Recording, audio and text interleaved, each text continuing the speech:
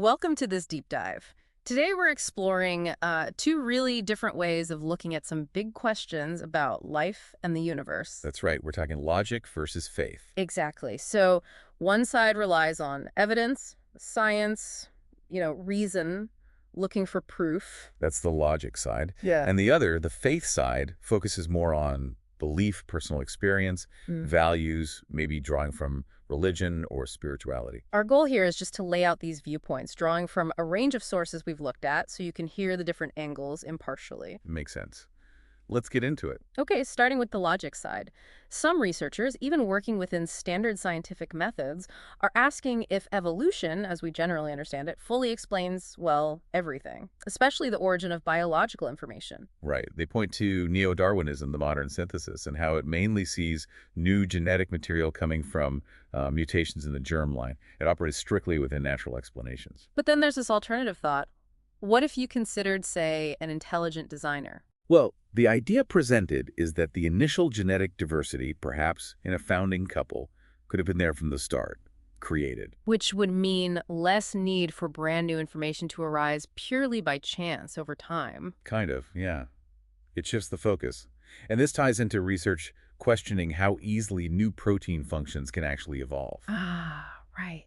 I remember reading about experiments where they took proteins with very weak sort of junk activity. And found that random mutation and selection couldn't really improve them significantly unless they already had a proper protein fold, a basic working structure. So a decent starting point seems necessary, not just random bits. That's the suggestion. And this leads to concepts like algorithmic specified complexity. It's an attempt to create a method to detect if biological information looks designed, like a code, rather than just random. Interesting. And it's not just about the DNA code itself, is it? No. Some arguments point to embryogenesis, how an embryo develops, saying it seems to rely on information outside the DNA sequence, suggesting limits to explanations based purely on DNA mutations. It hints at other layers of control or information, perhaps. Then there's the math.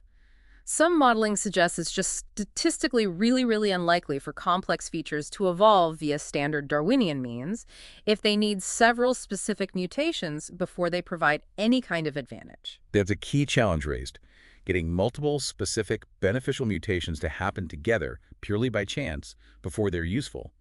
The odds can be astronomical, according to these models. There's also a more philosophical point raised that the kind of formal structures and information we see in life, maybe they only arise from minds, from intelligent agents. Yeah, drawing a parallel between biological complexity and things we know are designed.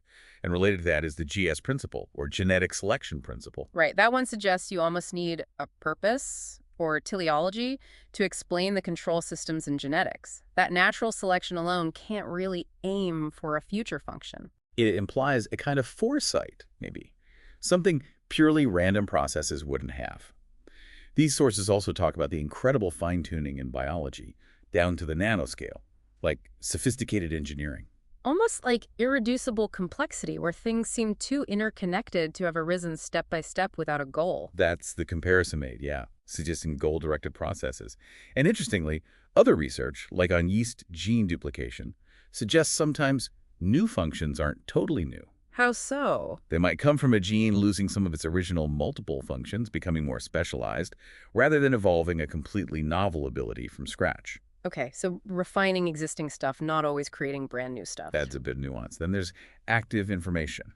The idea that even search algorithms trying to model evolution need some kind of intelligent input or guidance to efficiently find rare functional sequences in the vast search space. Implying guidance is needed. That's the argument. And finally, the point that random mutations tend to increase disorder or entropy, suggesting life started with a high information content and needs some non-random influence to gain complexity over time. Okay, quite a few points there from the logic and design perspective. Let's switch gears to the faith side, drawing from religious texts and beliefs. Sure, so looking at the Quran, the perspective presented is that it originated with God, revealed to humankind. But it wasn't direct. How do you mean? Well, it mentions a mediated process involving the mother of the tablet and the angel Gabriel. This emphasizes God's transcendence being distinct from the created world. Which contrasts a bit with some biblical views, right? Like using the father-son analogy for God's relationship with humanity. Exactly. That suggests a more personal, immanent connection. The Quran generally advises against anthropomorphism, describing God in human terms. So, different emphasis there. Distance versus nearness, perhaps. You could put it that way. The Quran also views itself as confirming and completing earlier scriptures, like those of Christians and Jews, the people of the book. Okay.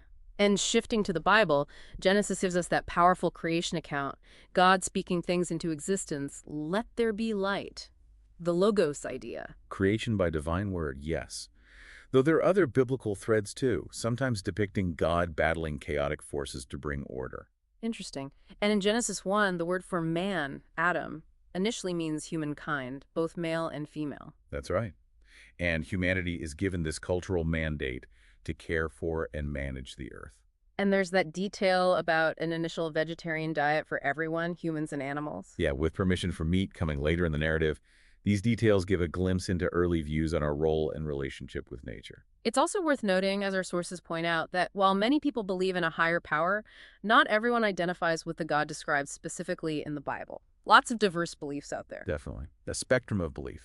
So we've touched on arguments rooted in logic and evidence, questioning standard models, and suggesting design. And then perspectives from faith traditions like Islam and Christianity, drawing on scripture and revelation to understand origins and purpose. They use very different tools, different sources of knowledge, empirical observation versus faith and revelation. Right.